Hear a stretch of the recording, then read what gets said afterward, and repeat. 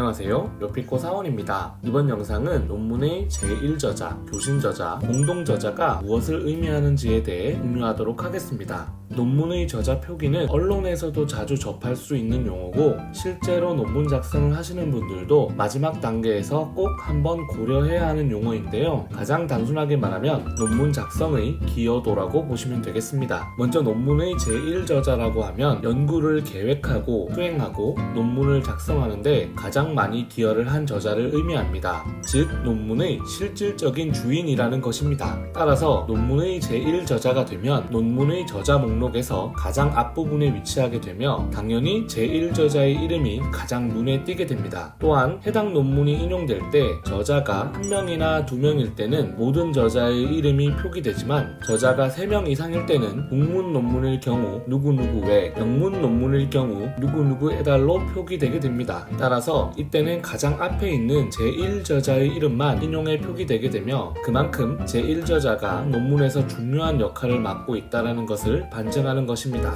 제1저자가 논문의 실질적 주인이라고 한다면 교신저자는 연구의 전체 프로세스를 관리 감독하는 책임자이며 문자 그대로 저자들을 대표하여 논문과 관련된 대외적 연락을 취하는 사람을 의미합니다. 그렇다면 교신저자가 곧 제1저자가 아니냐는 의문이 들 수 있을 겁니다. 예를 한번 들어볼까요? 저처럼 연구 능력이 다소 부족한 대학원생이 있습니다. 그러나 저 역시 연구 아이디어를 떠올릴 수 있으며 시간이 다소 소요되더라도 논문 작성을 끝까지 수행할 수는 있습니다. 이때 연구 방향이 흐트러지지 않게 효율적으로 연구를 수행할 수 있도록 지도할 사람이 필요한데 이러한 역할을 수행하는 저자가 바로 교신저자이며 저의 경우 지도교수가 됩니다. 또 다른 예로 연구 프로젝트를 이끌고 책임지는 사람은 교신저자가 되며 실제 그 프로젝트의 결과를 논문으로 발전시키는 사람은 제1저자가 되는 경우도 있습니다. 논문의 저자가 1명일 경우 당연히 그 사람이 제1저자와 교신저자의 역할을 동시에 맡게 되며 논문의 저자가 2명일 경우 1명은 제1저자, 다른 1명은 교신저자가 되는 것이 일반적입니다. 그러나 저자가 3명 이상일 경우에는 반드시 제1저자와 교신저자를 표기하여야 논문에 대한 각 저자들의 기여도를 확인할 수 있습니다. 제1저자와 교신저자가 아님에도 논문의 공동저자로 이름을 올릴 수도 있습니다. 제1저자나 교신저자가 논문의 실질적 소유권을 가지고 있는 것은 분명한 사실이나 그렇다고 해서 공동저자의 역할이 적다고 말하기는 어렵습니다. 예를 들어 대규모 정부 프로젝트나 다수의 대학이나 연구기관이 공동으로 참여하는 프로젝트의 경우 논문 저자의 수가 많을 수밖에 없으며 이 경우 제1저자와 교신저자의 기여도를 제외한다 하더라도 상당 부분이 공동저자들의 몫으로 남게 됩니다. 이에 최근에는 제1저자를 2명 이상으로 배정하는 학술지도 생겨나는 추세이며 저자 이름의 알파벳 순으로 논문의 저자 목록을 작성하기도 합니다. 물론 이 경우 교신저자는 반드시 표기해야 하며 저자들의 기여도를 명확히 판단하기 어렵지 않은 이상 제1저자도 표기해야 합니다. 그렇다면 제1저자가 되면 어떤 장점이 있을지에 대해 많이 궁금하실 것이라 생각됩니다. 물론 전 세계에 자신의 이름을 알릴 수 있는 좋은 기회가 될 수도 있을 것이고 대규모 연구 프로젝트를 정부 기관이나 일반 기업으로부터 수주받을 수 있는 바탕이 될 수 있을 것입니다. 그러나 저 같은 대학원생에게 제1저자인 논문이 많다는 것은 아무래도 취업시장에서 취업 선택의 폭을 넓힐 수 있다는 장점이 가장 매력적이라고 할 수 있습니다. 예를 들어 서울대학교 교수 채용에서 본과대학은 5년 이내 게재된 논문 중 2편 이상의 논문이 제1저자, 교신저자여야 한다는 지원 자격이 있으며 사범대학의 경우에는 단독 연구의 경우 100점, 2명 공동 연구의 경우 제1저자와 교신저자는 70점, 3명 이상과 4명 이상의 공동 연구의 경우 각각 50점과 30점을 배정하고 있습니다. 다만 3명 이상의 공동 연구라 할지라도 제1저자와 교신저자는 70점으로 배정하고 있으니 저자가 4명 이상의 논문의 공동저자로 논문을 2-3편 게재하는 것보다 제1저자와 교신저자로 논문을 1편 게재하는 것이 점수가 더 높습니다. 또한 SCI나 SSCI에 등재된 학술지에 게재된 논문의 경우 더 높은 점수를 받을 수 있는데 SCI와 SSCI는 제 채널의 다른 영상으로 소개해드렸으니 위에 링크를 클릭하셔서 시청해주시면 감사하겠습니다. 국가연구소나 기업연구소의 채용 과정도 마찬가지입니다. 예를 들어 국가정책연구소인 산업연구원을 보면 최근 3년 이내 게재된 논문 실적으로 연구직 채용을 평가하며 이때 제1저자 또는 교신저자가 아닌 경우 해당 논문은 심사에서 제외되게 됩니다. 물론 이 외에도 여러 요인들이 연구 역량을 평가하는 데 활용되겠지만 어찌되었든 가장 객관적인 평가 지표라는 것만은 분명한 것 같습니다.